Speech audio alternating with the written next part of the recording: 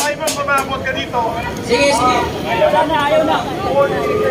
Okay na, okay na. Okay na yan. Dito ako po, kapatid. Dito ako po. Wala daw. Okay na yan. Diyan na lang, diyan na. Diyan na bro. Oo, hindi ko kanina sinasabi ko mga kapatid. Wala na tayong mic. Wala na tayong sound. Okay na, okay na, okay na. Okay na, okay na. Okay na, inuulit ko ang aking sinasabi kanina mga kapatid na hindi tayo naparito. Kagaya ng ibang mga grupo na tinatapunan ng putik, basura ang mga kapulisan. Sapagkat tayo ay naparito upang hindi labanan ang mga kapulisan kung hindi labanan ang korupsyon sa ating bansa.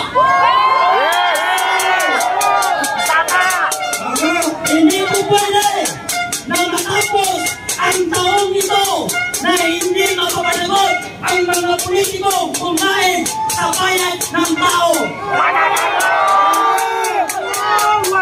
Hindi pwede na dumating ang December na mag-celebrate ang mga congressman, anak ng congressman at ang mga politiko na ang gagawin nilang pera sa kanilang Christmas, sa kanilang party, sa kanilang bakasyon ay pera ng taong bayan. Hindi pwede na matapos ang administrasyong ito na hindi may pakulong si Martin Romualdez at si Saldico. Kami po ang nananawa kay Mr. President Bongbong Marcos. Ano bang klaseng investigasyon ang kailangan ninyo? Hindi ba't sinabi na ng Vizcaya family? Hindi ba't sinabi na ni Congressman Tobing na sangkot sa pagnanakaw si Saldico pati si Martin Romualdez? Anong investigasyon pa ba ang kailangan? Ang taong bayan, hindi naniniwala Bongbong Marcos na may patutunguhan at may mapupuntahan ang investigasyon.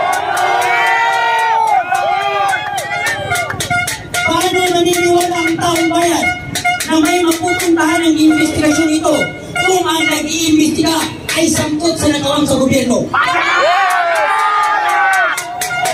Kaya ang taong bayan, Mr. President, pati dyan sa tagapagsalita ng palasyo na si Claire Castro, kung ikaw ay sinungaling, huwag mong idamay ang taong Pilipino.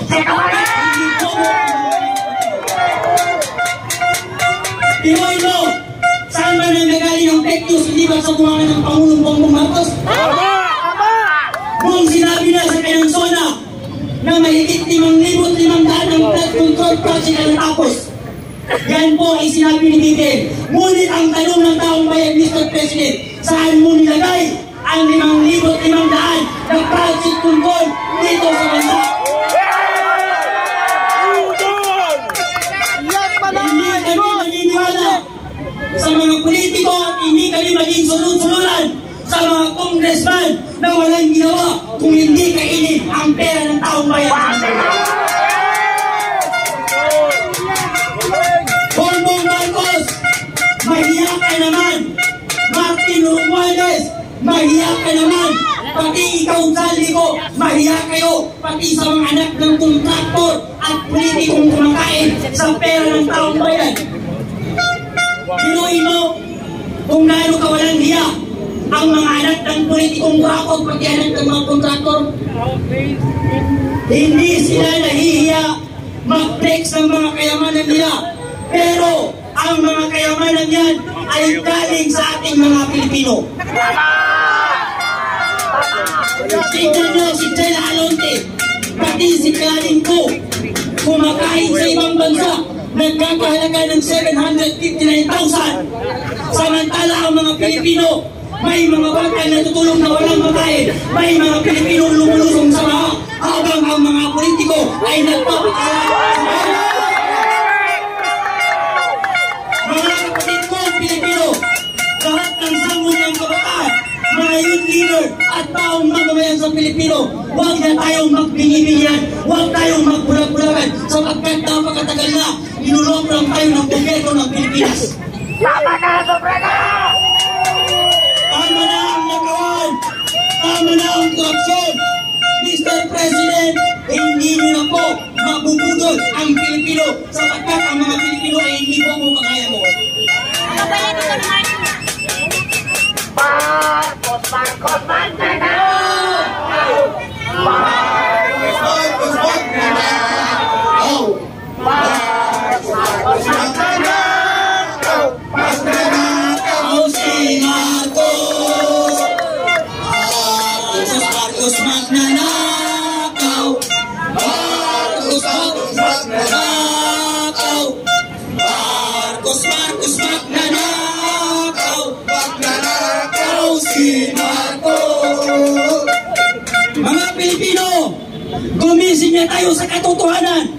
Huwag na tayong magbigibilihan sa matatamis na salita ng politiko at mga congressman na nagpapahirap sa ating bansa. Sila ang dahilan kung bakit ang mga Pilipino hanggang ngayon ay naghihirap dahil sa mga politiko merong sariling interes. Pag sila ang naupo at nanalo, wala silang inisip kung hindi papain ang termino nila at nakawin ang pera ng taong bayan.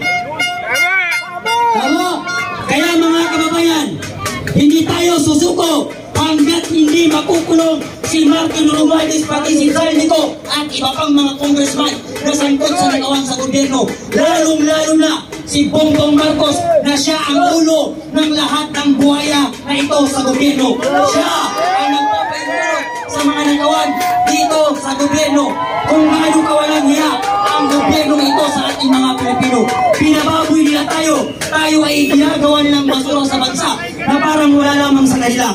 Pag sila tumatakbo sa eleksyon, lahat sila nangangako sa ating mga Pilipino. Pero pag sila ang naupo at nanalo, wala na silang pakialam sa ating mga Pilipino.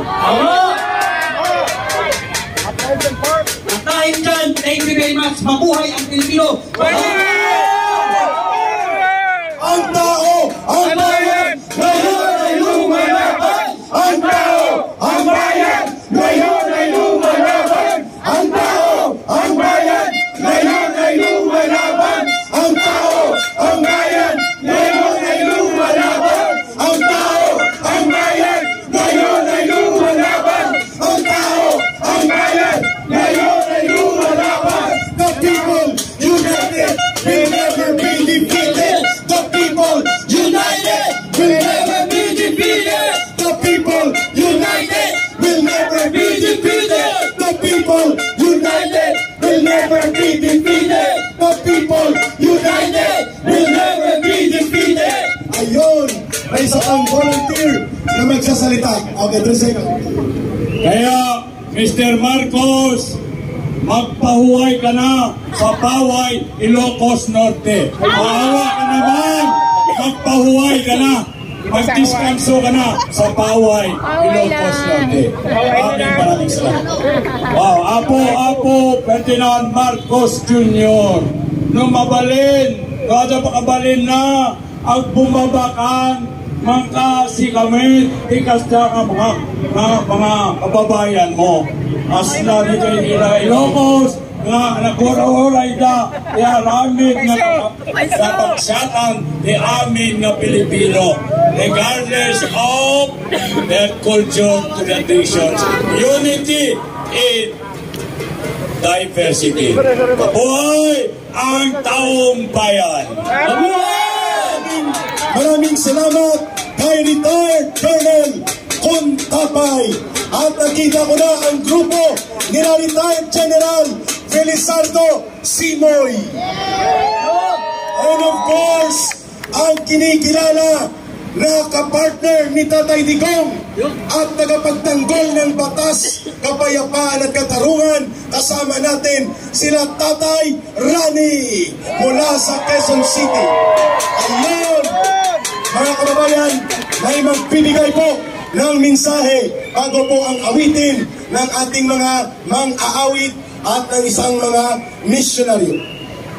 Magandang gabi po. Unang-una, nais kong batiin ang mga kababayan natin, si Eric, na nag-organisa sa pagkilos na ito para tayo